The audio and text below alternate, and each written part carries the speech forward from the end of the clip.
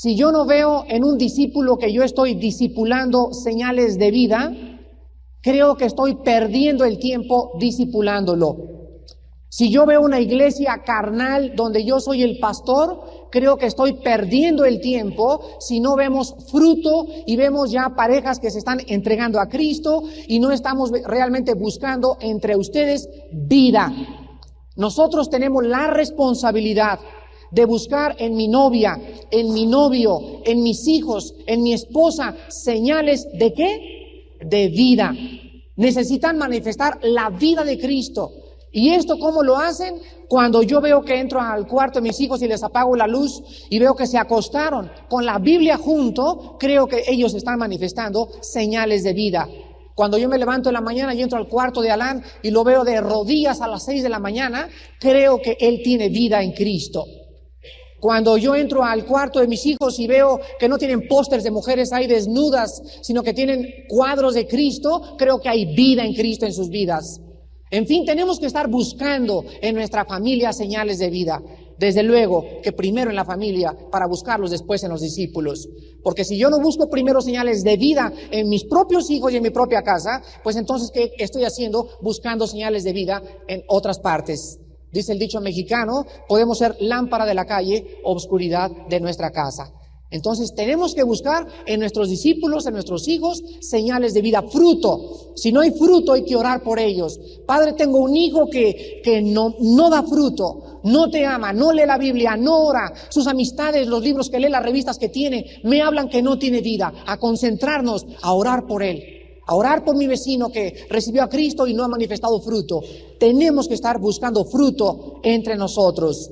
Y a continuación dice Pablo en el versículo 14, a griegos y a no griegos, a sabios y a no sabios, soy deudor. Versículo 15, así que en cuanto a mí, estoy pronto a anunciarles el evangelio también a ustedes que están en Roma. Vemos aquí en el versículo 14 que Pablo divide al mundo, o más bien él repite lo que los griegos y los romanos tenían. El mundo de entonces estaba dividido en griegos y en no griegos, en sabios y en tontos. Así dice la palabra en griego, lo vamos a ver ahorita. Entonces los romanos creían que había dos clases de personas. Los griegos, que eran la gente culta y la gente educada. Y en otro lugar estaban los dos no griegos. Aquí la palabra no griegos en el griego es la palabra bárbaros. Así se escribe en griego, bárbaros. De donde obtenemos la palabra nosotros, bárbaros, que significa gente incivilizada. Y tenemos después la palabra que dice la Biblia, sabios y no sabios. Aquí la palabra sabios es la palabra griega sophos, que significa personas con conocimiento, personas que fueron a la escuela, personas educadas.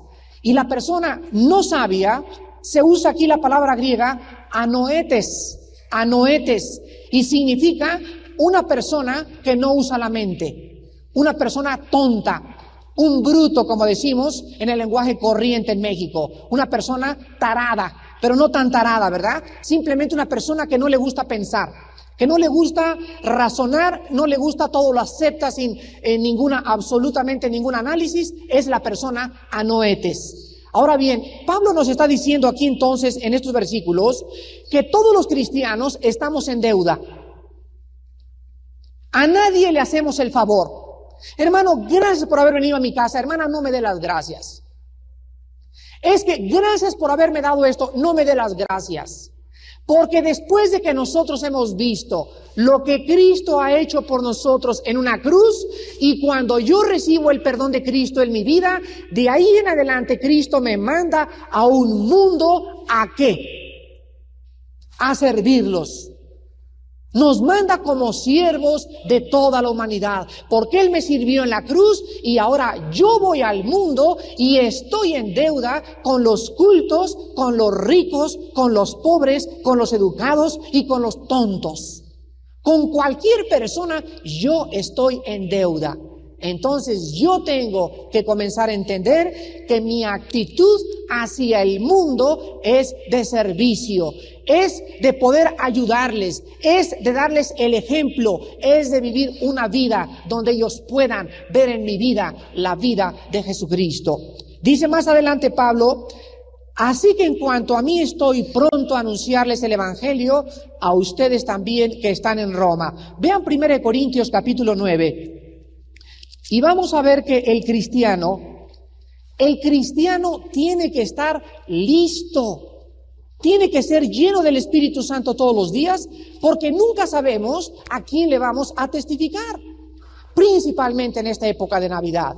Dice en 1 Corintios 9, 16 y 17, Pablo les escribe a los corintios y les dice lo mismo. Pues si anuncio el evangelio, no tengo por qué gloriarme, porque me es, escuchen esto, impuesta necesidad.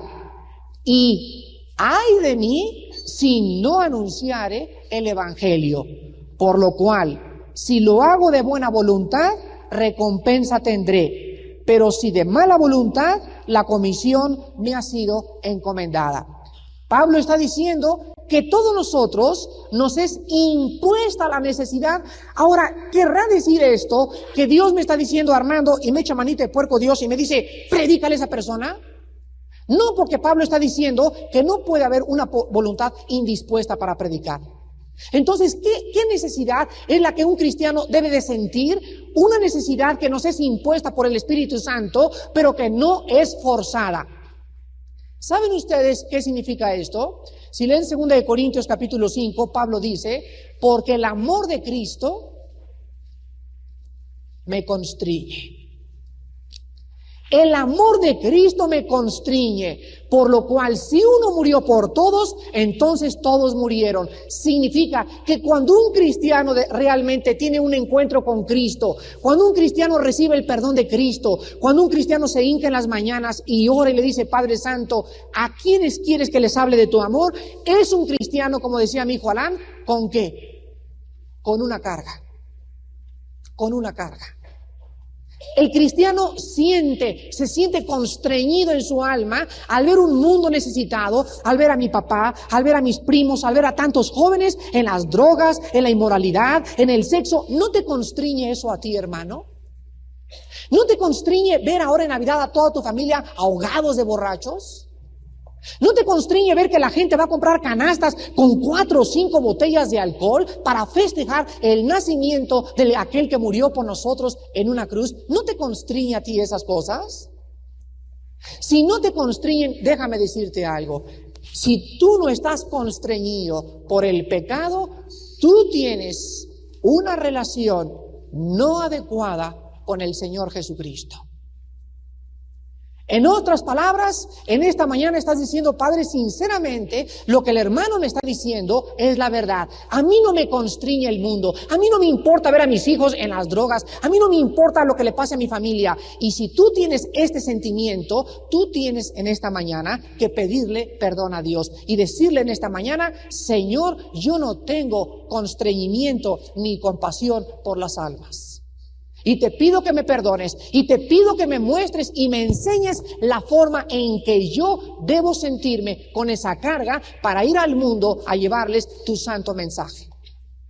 Entonces Pablo, vean ahora ustedes 1 de Pedro capítulo 5, cómo Pedro pensaba también lo mismo. 1 de Pedro capítulo 5, versículo 2. Pedro sentía exactamente lo mismo que sentía el apóstol Pablo. Y él, escribiéndoles a los pastores, les dice lo siguiente. 1 de Pedro 5, versículo 2. Apacentad la grey de Dios, que está entre ustedes, cuidando de ella, no por fuerza, sino voluntariamente. No por ganancia deshonesta, sino ¿qué? ¿Sino con qué?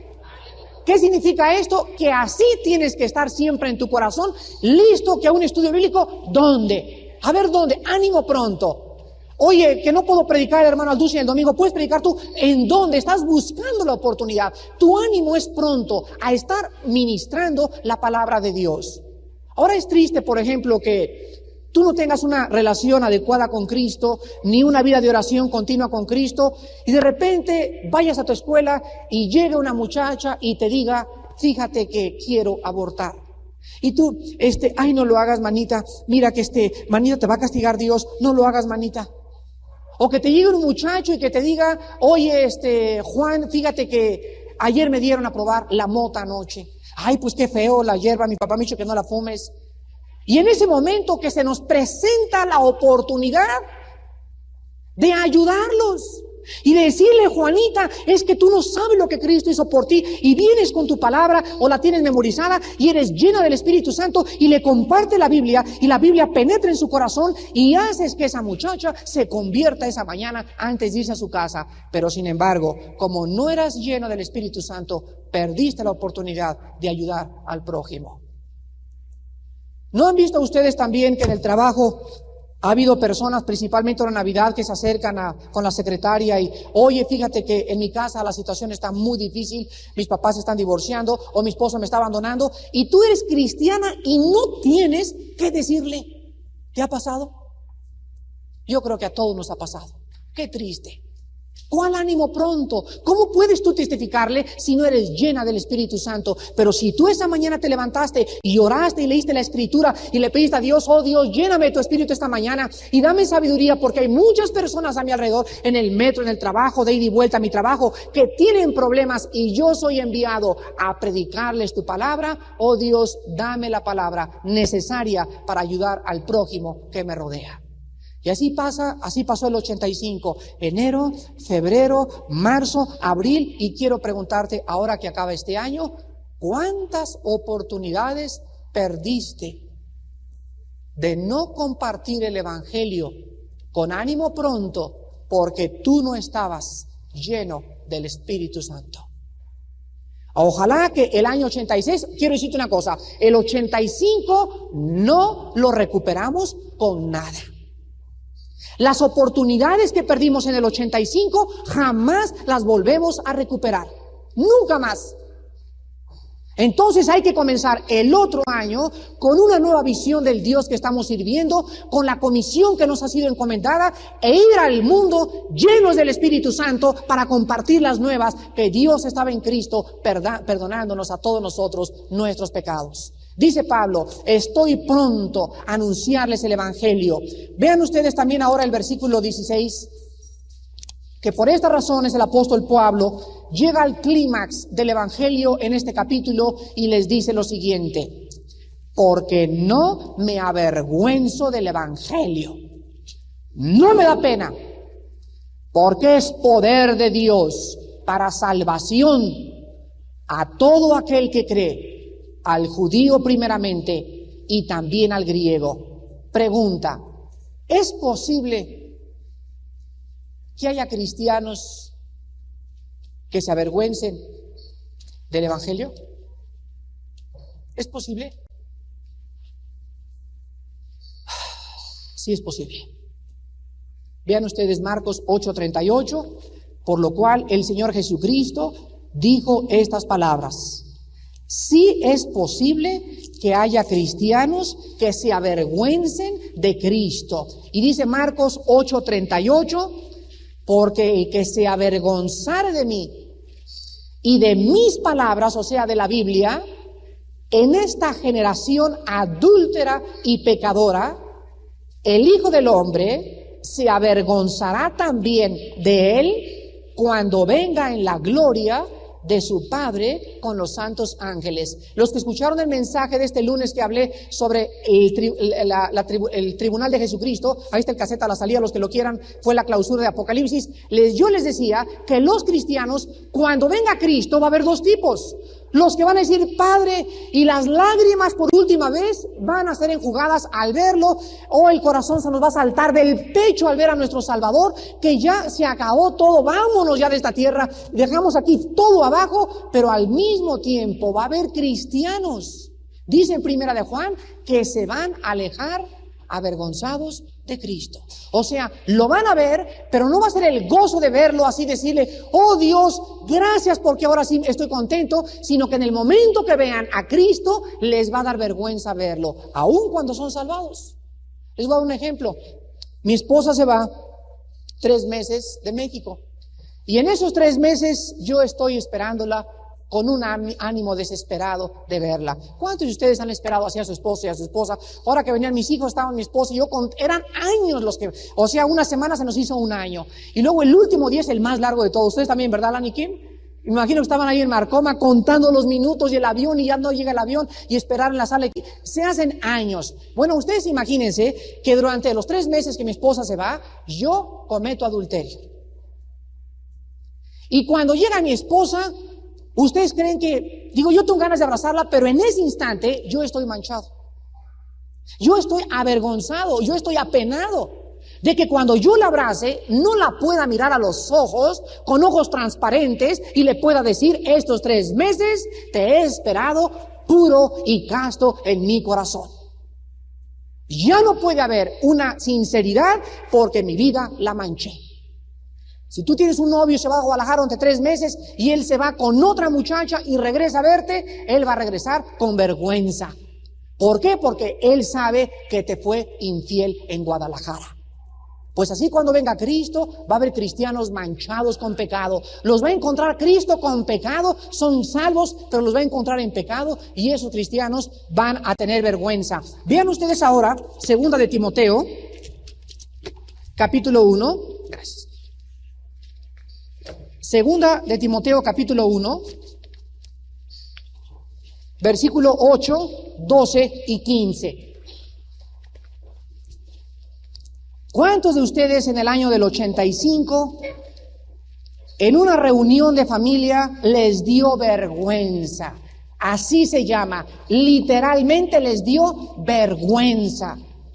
¿Cuántos de ustedes en la escuela comenzaron a hablar a los amigos de la evolución y que venimos del chango y a ustedes les dio vergüenza de hablar de Cristo, de decirles eso es una mentira, la religión no salva, amigos, Cristo salva, la palabra de Dios, etcétera, etcétera? ¿A cuántos de ustedes les pasó eso en este año? Dice 2 de Timoteo capítulo 1, el apóstol Pablo, sabiendo que el joven Timoteo era un joven tímido y vergonzoso, le dice en el versículo 8 las palabras siguientes, y le dice así: por tanto, ¿qué cosa? No te avergüences de dar testimonio de nuestro Señor, ni de mí preso suyo, sino ¿qué cosa? Participa de las aflicciones por el Evangelio según el poder de Dios. ¿Qué significa sufrir por Cristo? Significa ser objeto de burla. Cuando tú te avergüenzas y no hablas de Cristo, ¿por qué lo haces? Porque temes ¿a qué cosa? A la burla. ¿Qué van a decir de mí? ¿Me van a decir religioso? ¿Me van a decir tonto? ¿Me van a decir fanático? ¿Me van a decir ya cambiaste de religión? Pues precisamente Cristo nos envió al mundo ¿a qué cosa? A que comenzáramos a entender que la gente se va a burlar de nosotros. Se tienen que burlar de nosotros. Y les voy a decir por qué se tienen que burlar de nosotros en unos minutos. Vean ustedes ahora el versículo 12. Ahí mismo el versículo 12. Por lo cual asimismo padezco esto. O sea, está hablando de las burlas. Pero no me avergüenzo. Y Pablo lo dice, ¿por qué? Porque yo sé, aquí está el asunto, no me da pena, porque yo sé a quién he creído y estoy seguro que es poderoso para guardar mi depósito para aquel día. Cuando tú te levantas en el salón de clases y les hablas a tus alumnos de Cristo y les dices a tus amigos eso y se levantan las burlas y las críticas, en ese momento algo te domina, algo te controla que no permite que las críticas causen daño psicológicamente en tu corazón. ¿Por qué? Porque cuando tú te paras, tú sabes que tú eres el que estás bien y ellos son los que están mal. Y esta seguridad nos las da el Espíritu Santo. Te paras en Navidad y señores, en esto quiero aprovechar para decirles esto y esto y esto, y va a haber así personas viéndote con el chiclote. No les hagas caso. No les hagas caso, que no te dé pena. Y cuando tú te paras y tienes ese valor para hablar en medio de un mundo escéptico y un mundo hostil, es porque tú sabes y yo sé que Él vive. Y eso nos hace tener valor de pararnos enfrente de 30,000 personas. De pararnos enfrente del presidente de la República y ver al presidente de la República como un hombre culto, un hombre bueno, un hombre moral, etcétera, etcétera, pero nosotros sabemos a quién hemos creído y sabemos que en ese momento Él no tiene nada que darnos. Nosotros tenemos todo para darle, el compartir el evangelio de la salvación en Jesús. Vemos a nuestra familia y le compró tu tío un trailer Córdoba en Navidad a su esposa, el otro le compró una casa en Cocoyoc y todos, ¡ay! Las joyas y los regalos, etcétera, etcétera. Y nosotros vamos en medio de ellos a darles el mejor regalo que puedan recibir. Y ahí están con sus risas huecas, con sus risas vanas, con sus regalos vanidosos, con su superficialidad, con su vida tan vacía que tienen, festejando aquellas cosas, burlándose de nosotros. Sin embargo, nosotros, como no poseyendo nada, mas poseyéndolo todo. Hermanos, no se avergüencen de dar testimonio de Cristo. Porque el que tiene pena delante de Cristo, enfrente de la gente, ¿ustedes creen que él pueda realmente creer que Cristo vive? No, mi amigo. Si tú eres una persona que tienes pena, quiero decirte que yo tengo dudas que tú tengas al Espíritu del Señor. ¿Por qué? Porque Él no nos ha dado un espíritu de cobardía. Dice en Romanos 5, el Espíritu de Dios ha sido derramado en nuestros corazones. Dice Romanos 8, porque el Espíritu que nos ha sido dado no ha sido un espíritu ¿de qué? De esclavitud. ¿Para estar en qué? En temor. Ya no tengo por qué tener miedo a la gente. Ya sé que se van a burlar de mí. Ya sé que me van a perseguir. Pero yo sé a quién he creído. Entonces ese Espíritu Santo que me ha dado Dios, dice Hechos 1:8, y me serán ¿qué cosa? ¿Qué cosa? Testigos. ¿Cuándo? Cuando haya venido sobre vosotros el Espíritu Santo. ¿Para qué vino el Espíritu Santo a nuestras vidas? Para hacernos testigos, para darnos valor y mandarnos como ovejas en medio de lobos y decirle al mundo, Cristo vive. Ahora, el mundo en que vivimos, el mundo que nos rodea, es un mundo que ama el ateísmo, ama la evolución, ama la mentira, ama las filosofías, ama la inmoralidad. Tú en esta Navidad vas a encontrar que tu prima se va a levantar y va a decir, anoche vi un ovni y nadie se va a burlar de ella. Otro se va a decir, estoy teniendo radiaciones, me pongo debajo de una pirámide y me da así como que arranque y no arranque, como que cosquillitas, y ahí estoy debajo de la pirámide y nadie se va a reír de ella. Le va a preguntar, oye, ¿de veras? Oye, mijito, ¿no me compras una pirámide de Año Nuevo? Pero les hablas de Cristo e inmediatamente el nombre de Jesús, el nombre que es sobre todo nombre, desata la persecución. Porque los demonios que los controlan pueden escuchar que están bajo de pirámides y están tomando baños de energía y se fueron a Japón y estuvieron con los budas y ahora son gurús y nadie se va a burlar de ellos. Pero en cuanto el nombre de Jesús se proclama, los demonios levantan persecución contra nosotros. Vean Colosenses capítulo 2, versículo 8. Pablo, escribiéndole a la iglesia de Colosas, les dice a estos hombres que creían que podían agregar al cristianismo el misticismo, Cristo más la filosofía, Cristo más las tradiciones, Cristo más otra cosa, les dice en el capítulo 2, versículo 8, estas palabras: miren que nadie los engañe por medio de ¿qué? De filosofías. Este va a ser mi mensaje del 18 de enero en el Hotel María Isabel, las filosofías y Cristo. Vamos a analizar todas las filosofías para mostrar, llévense intelectuales a este próximo desayuno, para que salgan con la cola entre las patas. Miren que nadie los engañe por medio de filosofías y huecas sutilezas según las tradiciones de los hombres, conforme a los rudimentos del mundo y no según Cristo. Entonces el mundo que nos rodea, Juanita Pérez en la fiesta de hoy en la noche va a decir que ella es gurú en el 85. La otra va a decir que está en la Dianética. La otra va a decir que se fue y se va a ir a la India. La otra cada quien trae su rollo y todos se comparten sus rollos y nadie se burla de nadie. Pero en cuanto un cristiano da testimonio de Cristo, inmediatamente viene la persecución. ¿Por qué? Porque escuchen lo que les voy a decir.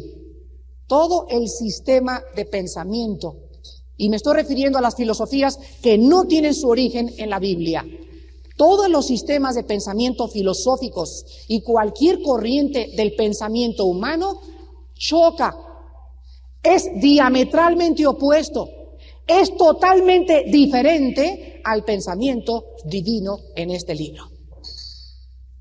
Todo lo que el hombre tiene de sí mismo, de donde el hombre lo obtuvo del mundo, de los gurús, del pensamiento, las tradiciones de los hombres. Y todo el sistema de pensamiento humano está diametralmente opuesto al pensamiento de Dios. Ustedes entienden ahora lo que Isaías dijo en el capítulo 55. Mis pensamientos no son vuestros pensamientos.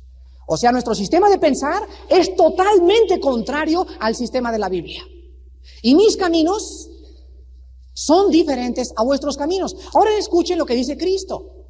Así como los cielos son más altos que la tierra, quiero que escuchen esto, esa misma distancia que hay entre el cielo y la tierra, que es infinita, ese mismo infinito divide mis pensamientos de vuestros pensamientos.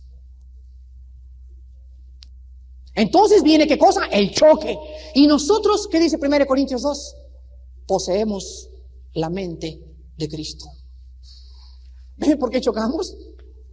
Entonces yo llego a una reunión, yo llego a la escuela con el sistema de pensamiento divino gobernado en un pensamiento humano que está aquí abajo, y inmediatamente hay cortocircuito.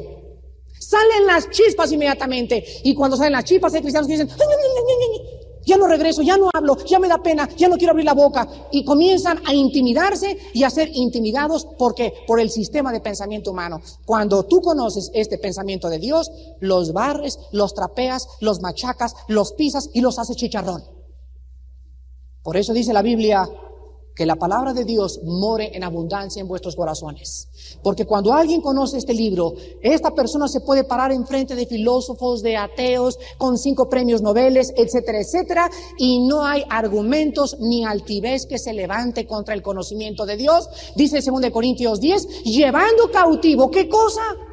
Todo pensamiento. La palabra de Dios, cuando sale, cautiva a la filosofía del mundo y la trae presa a los pies de la cruz. Vean ustedes ahora a continuación que en el versículo 16 Pablo sigue diciendo: a mí no me da vergüenza. Yo no tengo pena delante de nadie. Ya vimos en primer lugar porque él entiende que el evangelio es realmente el poder de Dios. Dice el versículo 16, no me avergüenzo del evangelio porque es poder. Aquí se usa la palabra dunamis, de donde tenemos la palabra dinamita. La palabra es, el evangelio es un poder explosivo. ¿Pero para qué es esta explosión? Para salvación a todo aquel que cree. Escuchen esto. Dios escogió que cuando nosotros levantáramos este libro, o cuando yo estuviera hablando las palabras de este libro, cuando yo hablara las palabras de la palabra de Dios, y no mi filosofía, ni mi pensamiento, ni mi verdad, sino el mensaje que está aquí, y yo fuera leal y fiel a este mensaje, y no mezclar este mensaje con mis pensamientos, sino que lo predicara así a rajatabla como dice la Biblia. Dios dice que al comunicar yo este mensaje sin mezclar el pensamiento humano, mis palabras contendrían ¿qué cosa? ¿Qué cosa? Poder. Vean Colosenses capítulo 1. Contendrían un poder sobrenatural que haría explosión en los corazones que lo escucharan. Colosenses capítulo 1, versículos Colosenses capítulo 1, del 3 al 6. Colosenses 1, versículos del 3 al 6. Escuchen estas palabras. Siempre orando por vosotros, dando gracias a Dios Padre de nuestro Señor Jesucristo, habiendo oído de vuestra fe en Cristo Jesús y del amor que tenéis a todos los santos, a causa de la esperanza que os está guardada en los cielos, de la cual ya habéis, ¿qué cosa? Ya habéis oído por la palabra verdadera del evangelio. Escuchen el versículo 6. Que ha llegado hasta vosotros, así como a todo el mundo, y lleva fruto, y crece también en vosotros desde el día que oísteis y conocisteis la gracia de Dios en verdad. Desde el momento que yo oí hace 10 años, hace 12 años cuando me convertí yo, el evangelio, venían en esas palabras algo que yo no entendía, que entraron a lo más profundo de mi corazón. En ese momento yo me acuerdo, no comprendía muchas cosas, pero en ese momento yo sentí en mi alma que yo necesitaba a Cristo en mi corazón, que yo necesitaba el perdón de Dios. Y en ese momento le dije: Padre Santo, sé propicio a mi pecador. Él entró a mi vida en la persona del Espíritu Santo, y desde ese momento en que la palabra fue, ¿qué cosa? Sembrada en mi corazón, esa palabra aquí, ¿qué cosa dice Colosenses? Está creciendo, tiene vida. Mis palabras son espíritu y son vida. Vean 1 Tesalonicenses, capítulo 2, versículo 13. Ahí viene la vuelta a Colosenses y está Tesalonicenses.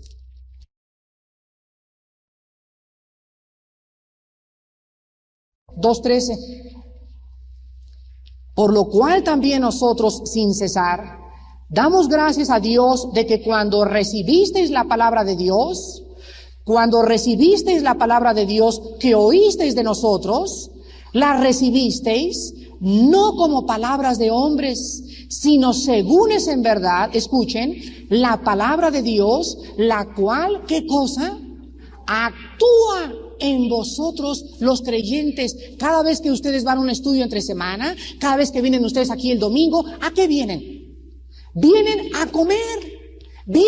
comer porque hay algo dentro de ustedes y dentro de mí que ha nacido, y ese nuevo ser que está dentro de mí, dentro de ti, necesita alimento, y el alimento es la Biblia, la palabra de Dios. Entonces vienes el domingo y comes, y estás comiendo ahorita, y hay unos que tienen un hambre tremenda espiritual y está entrando el alimento, y por dentro están creciendo como las plantas imperceptiblemente sin darse cuenta, pero en 3 o 4 años se paran y hablan, y la gente se queda callada porque no resisten el espíritu con el cual está hablando.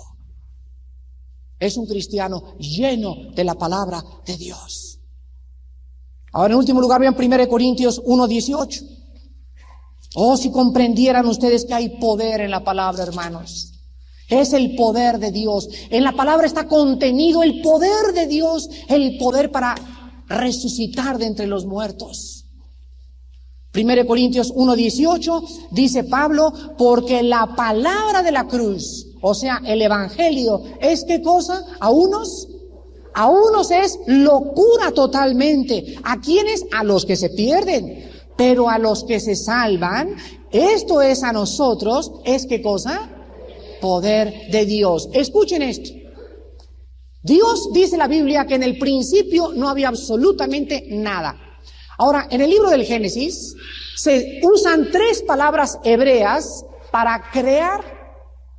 Cuando Dios dice, en el principio Dios hizo los cielos y la tierra, ahí se usó la palabra hebrea bara, con B grande, que significa crear de la nada. O sea, así donde no hay carencia de energía, donde no existe energía, Dios creó algo. Ahora, hay otro tipo de creación. El tipo de creación de que cuando ya existe algo, de eso que existe, Dios agarra como la tierra que ya existía, y de la tierra que ya existía forma el cuerpo humano. Dios no dijo que sea el hombre y el hombre ¡pum!, apareció. No, Dios creó al hombre de algo que ya existía físicamente, pero espiritualmente sopló de nosotros su propia naturaleza, la vida de Dios, y la recibió el hombre, y el hombre se convirtió en una alma viviente. Ahora escuchen esto. Cuando Dios creó, ¿qué usó? Su palabra. Dios dijo, así dijo, que sea el universo, y de la nada, ¡plum!, apareció. Sus palabras contenían las ondas que emitían las palabras de Dios, o las vibraciones contenían la vida. Y apareció la tierra, y apareció la luna, y apareció el sol. Dios dijo a la tierra: produzca la tierra animales y bestias, y la tierra recibió las palabras de Dios, y la tierra comenzó a producir, bajo la orden de la palabra de Dios, animales. Cristo se acercó a la tumba de Lázaro y le dijo a la gente: quiten la piedra. Y gritó: Lázaro, ven fuera. Pues el cuerpo de Lázaro estaba aquí, su alma y su espíritu ya se habían separado de su alma y su cuerpo, y cuando oyó el espíritu de Lázaro y el alma de Lázaro las palabras de Cristo, regresaron al cuerpo, dice Santiago que el cuerpo sin el espíritu no tiene vida. Entonces regresó el espíritu al cuerpo de Lázaro, y al regresar el espíritu de vida al cuerpo de Lázaro, el espíritu que tiene la vida levantó a Lázaro entre los muertos, y Lázaro salió caminando. ¿Qué fue lo que produjo la resurrección de Lázaro? La palabra de Cristo. Jesús dijo, vendrá la hora cuando los que están en las tumbas, ¿qué? Oirán, ¿qué cosa? La voz de Cristo. Los que la oigan resucitarán, y los que no permanecerán para condenación. ¿Cómo pueden los que no creyeron en vida escucharla cuando están muertos? Entonces la Biblia nos dice que el poder con que Dios creó el universo, el poder con que Dios Cristo sacó a Lázaro entre los muertos, el poder que usa Dios para dar vida está contenido en este libro. Mis palabras son espíritu y son vida. Aquí está el poder de Dios. Aquí está. Y este libro yo lo amo con todo mi corazón. Porque si yo vivo cerca de este libro, ¿qué tengo? Poder. Poder. Porque es la palabra la que me da el poder. Si yo agarro este libro y lo meto en mi mente y mis pensamientos los empapo con este libro, ¿qué tengo en mi mente? Poder. Para vencer las tentaciones, para vencer el pecado, para tener una vida victoriosa. Cuando yo amo este libro y lo medito día y noche en mi corazón, entonces se está levantando con el influjo de este libro en mi vida un hombre de Dios. Se está levantando un predicador. Se está levantando una mujer con un poder sobrenatural.